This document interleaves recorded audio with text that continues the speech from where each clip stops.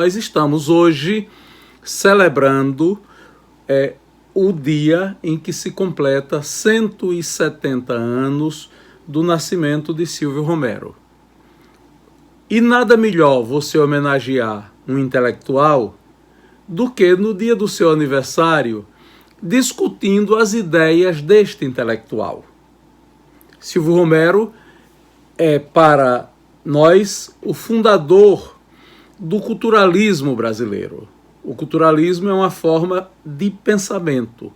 O culturalismo foi uma expressão da filosofia e também da sociologia, da antropologia, que se desenvolveu a partir das ideias filosóficas que Silvio Romero abraçou, que tem enraizamento na Alemanha, na filosofia alemã, principalmente no pensamento do filósofo Immanuel Kant.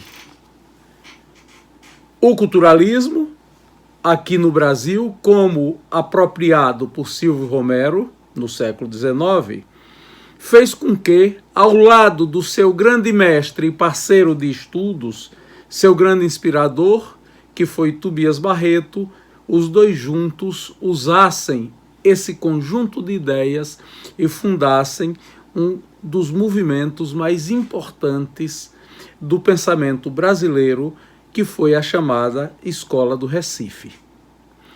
As primeiras sementes do culturalismo, é bom que a gente tenha clareza disto, foram plantadas na consciência de Silvio Vasconcelos da Silveira Ramos Romero, era este o nome completo dele, ainda no ano de 1863, antes que ele completasse 13 anos de idade. 1863 foi o ano no qual Silvio Romero saiu da sua terra natal, a cidade de Lagarto, aqui na província de Sergipe, e fosse morar no Rio de Janeiro, onde foi estudar no Ateneu Fluminense, na capital da corte do Império, a fim de se preparar para ingressar na Faculdade de Direito. E foi no Ateneu Fluminense, nas aulas de filosofia do professor Joaquim Veríssimo, que ele recebeu as primeiras lições a respeito das ideias do filósofo alemão Immanuel Kant, que possibilitaram a ele desenvolver, junto com Tobias Barreto, muitos anos mais tarde, o conjunto de ideias que caracterizam o pensamento culturalista brasileiro. Silvio Romero deixou para trás a Vila de Lagarto, onde ele nasceu, como eu já disse, no dia 21 de abril de 1851, para ter uma das mais bonitas carreiras de intelectual que o Brasil já registrou e, ao mesmo tempo, também uma das carreiras mais polêmicas que um intelectual brasileiro já registrou. Ao longo da sua vida, ele foi advogado, foi jornalista, foi crítico literário, foi ensaísta, foi poeta, foi historiador, foi filósofo, foi cientista político, foi sociólogo, foi escritor, foi professor e foi político. Romero assumiu definitivamente as teses do evolucionismo e do culturalismo alemão, que começou a conhecer quando era aluno do Ateneu Fluminense. Ele teve a possibilidade de desenvolver de modo amadurecido essas ideias ao chegar na Faculdade de Direito do Recife como aluno na segunda metade da década de 60 do século XIX. Estas ideias foram ideias que exerceram uma grande influência no Brasil e que normalmente são ideias que nem sempre são consideradas por boa parte dos estudos de história e dos estudos de filosofia realizados no Brasil. A expressão da cultura alemã durante o século XIX, foi uma expressão bem forte aqui no Brasil, principalmente nas províncias da Bahia e de Pernambuco. E assinalo e sublinho com muita ênfase nas províncias da Bahia e de Pernambuco, porque quando se fala de influência da cultura alemã no Brasil, quando se fala de cultura alemã no Brasil, as pessoas tendem a voltar seu olhar apenas para o Paraná, para Santa Catarina e para o Rio Grande do Sul. Algumas vezes até para São Paulo e Minas Gerais.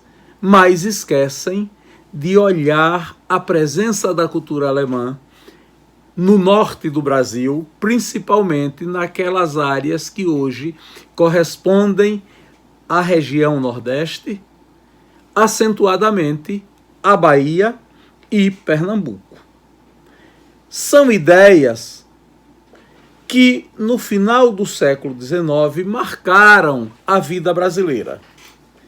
No momento em que o núcleo dinâmico da economia brasileira estava se deslocando desta região aqui, Pernambuco, Bahia, Sergipe, Alagoas, Paraíba, Ceará, estava se deslocando o núcleo dinâmico da economia brasileira desta região para os estados do Rio de Janeiro, as províncias do Rio de Janeiro e a província de São Paulo. Isso no final do Império, nos primeiros anos da República. Esse processo é um processo que terminou beneficiando também as economias de Minas Gerais, do Rio Grande do Sul, de Santa Catarina e do Paraná. Todavia, mesmo com esse deslocamento que ocorria, a política pernambucana ainda gozava de muito prestígio na corte, principalmente em função da força que Pernambuco acumulou como centro dinâmico e político da economia brasileira durante todo o Império. Mas ficava muito visível à medida que nós nos aproximávamos do século XX o declínio da elite dirigente pernambucana que ocorreu acentuadamente nas primeiras décadas do século XX, na primeira metade do século XX. Havia, ainda no século XIX, no território da província de Pernambuco, uma grande insatisfação por parte dos setores médios da sociedade, principalmente por parte das camadas articuladas com os movimentos da maçonaria e também com os movimentos de estudantes e professores da prestigiada Faculdade de Direito do Recife, onde estudavam e lecionavam alguns intelectuais da maior importância da vida brasileira daquele período. Assim, a província de Pernambuco foi um espaço que, no Brasil, serviu nesse burburinho de problemas para que se desenvolvesse fortemente o culturalismo brasileiro, influenciado pelas ideias da chamada cultura alemã. O culturalismo no Brasil, é importante que a gente diga, carregou, portanto, consigo uma marca muito forte, que é a marca da ideia da necessidade que tinha o Brasil de construir uma cultura autóctone, uma cultura brasileira, uma cultura própria do Brasil, nascida de brasileiros, dirigida por brasileiros, concebida por brasileiros e pensada para mudar e aperfeiçoar as condições de vida da sociedade brasileira. Os intelectuais da Escola do Recife pensaram a formação da cultura brasileira através da composição pluriétnica do seu povo, do povo brasileiro. É importante que a gente tenha muito claro isso. O culturalismo brasileiro, na escola do Recife, nasce, se desenvolve em oposição ao pensamento dominante no Império do Brasil, em oposição ao pensamento da elite monárquica brasileira, em oposição àquilo que era o modelo conservador de pensar o Brasil, herdado das tradições portuguesas e da influência que o pensamento francês exercia em Portugal e no Brasil. Há um livro que tem por título Culturas Cruzadas, que tem como autor o pesquisador Mário Carelli, e em Culturas Cruzadas, Carelli faz uma afirmação muito importante. E eu vou aqui abrir aspas para repetir o pensamento de Carelli. O que é que Carelli diz? As sínteses científicas de figuras intelectuais brasileiras de importância desigual, tais como Silvio Romero, Alberto Salles ou Euclides da Cunha, foram particularmente atentas à formação racial brasileira. Estou colocando na conversa, estou colocando no debate um elemento novo. Silvio Romero é um intelectual que pensou o Brasil. Silvio Romero é um intelectual que pensou o Brasil de olho na questão racial brasileira. E isso custou muito caro a Silvio Romero. Custou e custa até agora acusações que ele recebe permanentemente de ter sido um intelectual racista. E muitas vezes as pessoas esquecem de perceber como em Silvio Romero era dinâmico o pensamento, como ele foi capaz de ir se desfazendo de algumas ideias, incorporando ideias mais contemporâneas. Certamente, esse racismo de Silvio Romero esteve presente nas suas ideias de origem, nas tradições sociais que ele herdou lá da sua família de proprietário da província de Sergipe, da Vila de Lagarto. Mas Silvio Romero foi mudando esse pensamento à medida que o tempo foi passando e que os embates políticos foram ocorrendo. Ao se consolidar na escola do Recife, o culturalismo agregou defensores do movimento republicano e críticos da monarquia à época, como Silvio Romero e Tobias Barreto, dentre outros. Contudo, outras apropriações que foram feitas do movimento do culturalismo também se fortaleceram posteriormente. E muitas vezes isso cria problemas interpretativos quanto à necessidade de compreender o que foi e como se estabeleceu o culturalismo. E uma dessas marcas que fazem com que as pessoas olhem apenas um viés do culturalismo é o chamado culturalismo nacionalista. O culturalismo nacionalista chegou a algumas situações, a alguns exageros chauvinistas extremamente difíceis, extremamente complicados, como é o caso do Catecismo Patriótico do Conde Afonso Celso. A publicação do Conde Afonso Celso é uma publicação conhecida, a do Catecismo Patriótico. É um livro que tem por título Por que me ufano do meu país, publicado no ano de 1900. Ali o Conde Afonso Celso canta as virtudes do homem brasileiro e apresenta os índios como fundadores desta grande nação. E está correto. Mas, às vezes, ele comete alguns exageros. Ele compara a trajetória das nações indígenas brasileiras à trajetória de Rômulo e Remo, os fundadores de Roma, ou então a trajetória dos germânicos descritos por Tácito. Além disto, a afirmação citada por Mário Carelli, que a gente já fez referência aqui, é a de que né, o mestiço, para essa forma de pensar, possuía os predicados do caráter nacional. E é importante que a gente diga que essa foi uma forma de pensar dominante no século XIX.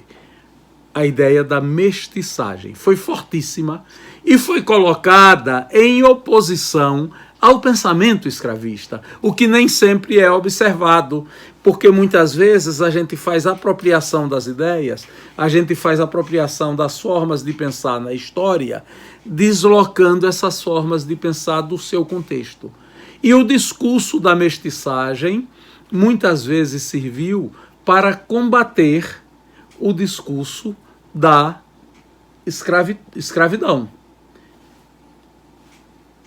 Olhado de agora para trás, não é tão importante, mas naquele momento, fazer a defesa do discurso da mestiçagem não era tão simples como parece quando a gente aponta o dedo acusador para afirmar que os que faziam aquele discurso estavam exatamente defendendo, era uma forma dissimulada de defender o domínio branco, o domínio racial.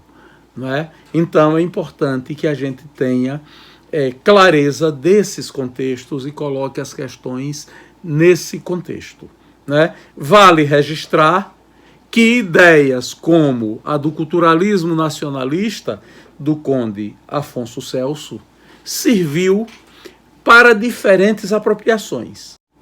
Isto é importante que a gente diga. A alternativa de construção de um modelo modernizador para o Brasil, portanto, defendida por intelectuais como Silvio Romero, é bom a gente ter claro que foi uma alternativa derrotada nos embates da segunda metade do século XIX. Né? Silvio apresentava o tema da cultura como um tema fundamentalmente esquecido. E não é à toa que ele dedicou a vida a pensar a cultura, a escrever sobre cultura.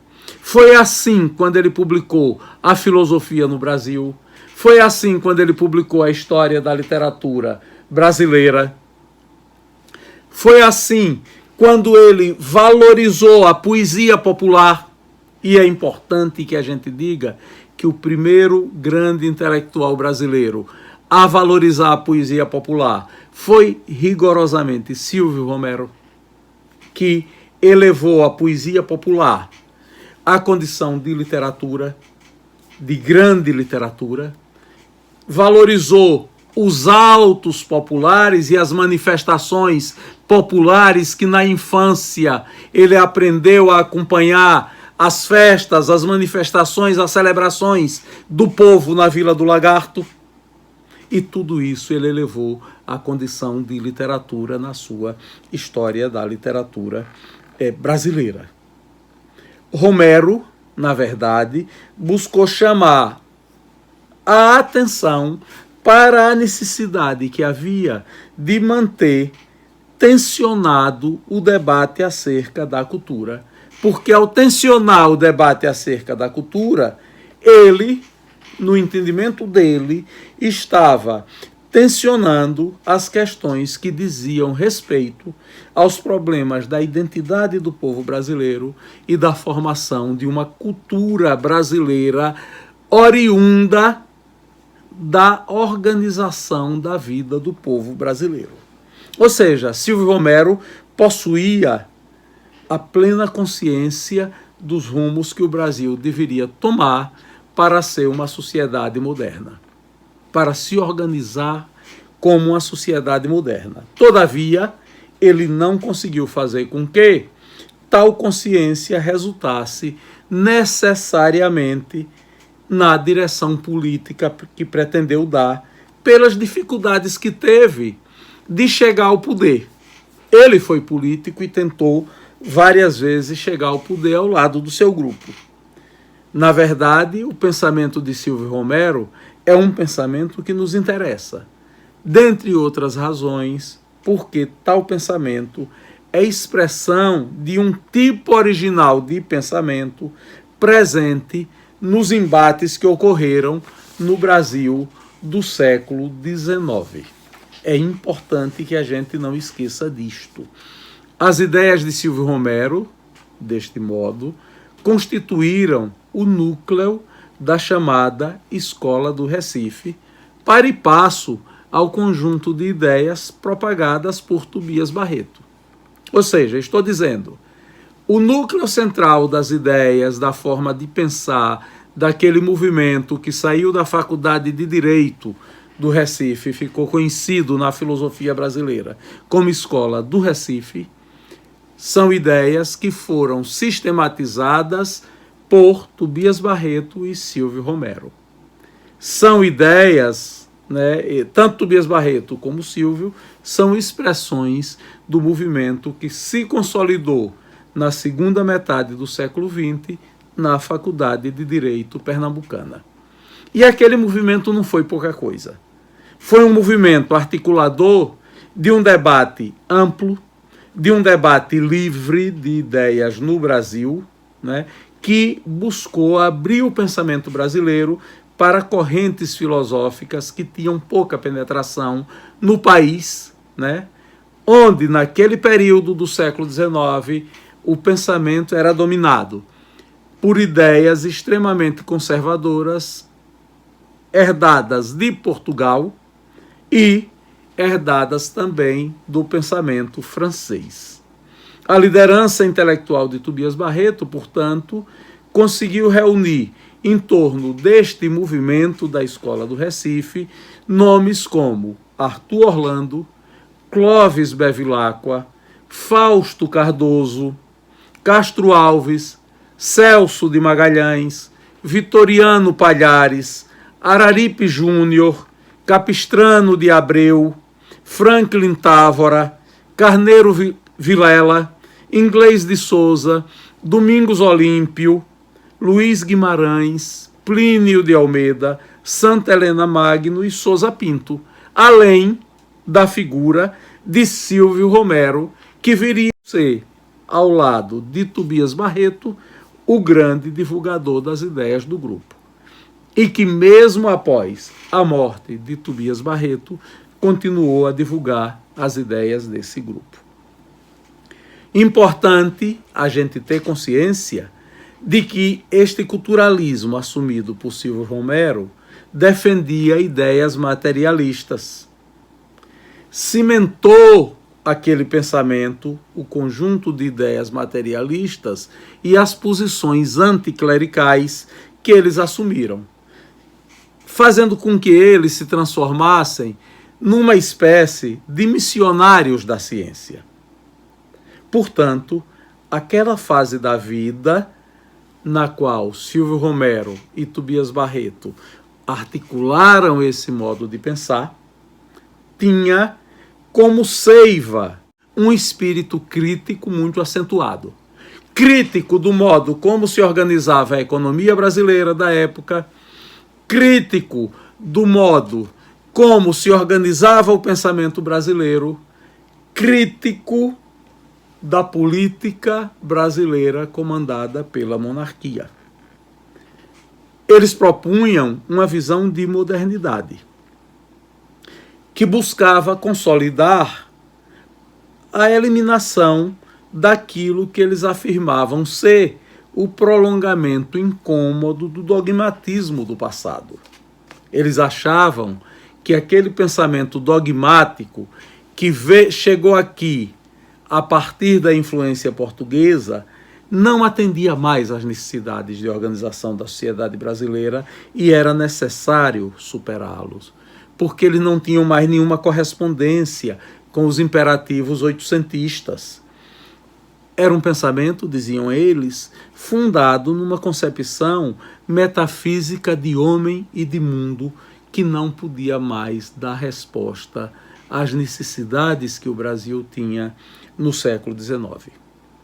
O objeto, portanto, da crítica que Silvio Romero fazia era o domínio moral e religioso da Igreja Católica, ao qual se comparava o que ele via como fórmulas políticas concebidas pela elite brasileira para exercer domínio sobre a população.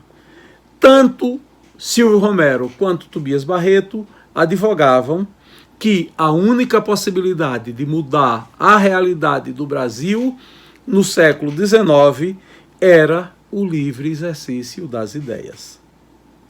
Ao se deter especificamente no exame das ideias de Silvio Romero e eleger Silvio Romero como expressão fundamental do pensamento da Escola do Recife, este discurso que eu estou fazendo aqui, essa conversa que eu estou tendo com vocês, considera que o debate proposto por Silvio Romero, o debate assumido por Tobias Barreto, serviu para aclarar uma série de questões do Brasil do século XIX. Todavia, para compreender bem as ideias de Silvio Romero, é necessário que a gente também perceba que, não obstante ter recebido de Tobias Barreto uma enorme influência, não obstante ter sido o grande parceiro de trabalho de Tobias Barreto, Silvio Romero tinha também, em relação a Tobias,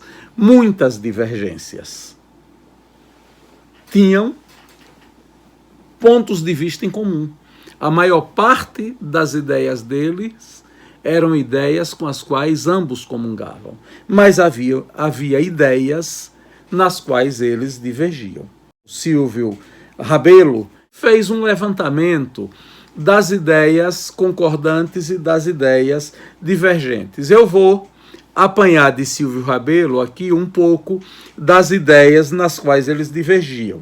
Silvio Rabelo nos disse que chamam a atenção as divergências quanto, e vou abrir aspas para Silvio Rabelo falar, eles divergiam quanto, abre aspas, a legitimidade da psicologia e da sociologia como ciências autônomas. Silvio Romero faria posteriormente dos estudos de psicologia social e também da própria sociologia a sua preocupação mais ardente, apesar do descrédito que lhe atribuíra Tobias Barreto. Tobias Barreto não acreditava na psicologia, nem acreditava na sociologia, como ciências. Silvio Romero considerava que tanto a psicologia quanto a sociologia eram campos modernos da expressão científica que precisavam ser considerados e incorporados ao culturalismo brasileiro, ao pensamento brasileiro. É importante a gente dizer que também no plano do debate político propriamente dito, são muitas as divergências que nós podemos anotar entre Silvio Romero e Tobias Barreto. Para Tobias Barreto, as ideias liberais deveriam necessariamente subordinar-se aos fundamentos da regulamentação da democracia. Tobias Barreto disse que o pensamento de Rousseau, quando influenciou o pensamento liberal, trouxe para o liberalismo furores demagógicos do romantismo.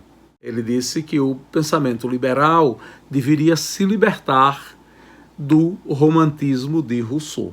Isso era o modo como pensava Tobias Barreto. Já na percepção de Silvio Romero, e abro aspas novamente para Silvio Rabelo, para Silvio Romero, não seria possível estabelecer limites a um princípio que se identificava com a sua maneira de ser, a sua sede de justiça social, a sua faculdade de opinar, sem restrições à sua incontinência verbal.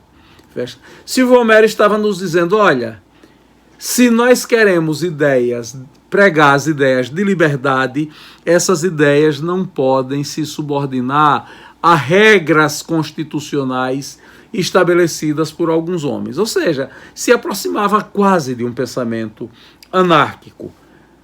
Ele rompia os limites e, na sua visão política, considerava que era legítimo o direito que as massas tinham de sublevação, o direito de subversão, o direito de romper com o status político dominante quando tal status não atendessem às necessidades da maioria da massa. Assim ele pregava nas suas ideias. O fato é que Silvio Romero se consolidou como intelectual no século XIX, durante a segunda metade do século XIX, e na passagem do século XIX para o século XX, lembremos-nos, Silvio nasceu em 1851. Quando o século XX chegou, Silvio Romero tinha 50 anos. Estava um ano depois, no ano de 1901, ele completou exatos 50 anos de idade. E aos 50 anos de idade ele já era reconhecido como o mais importante crítico literário brasileiro.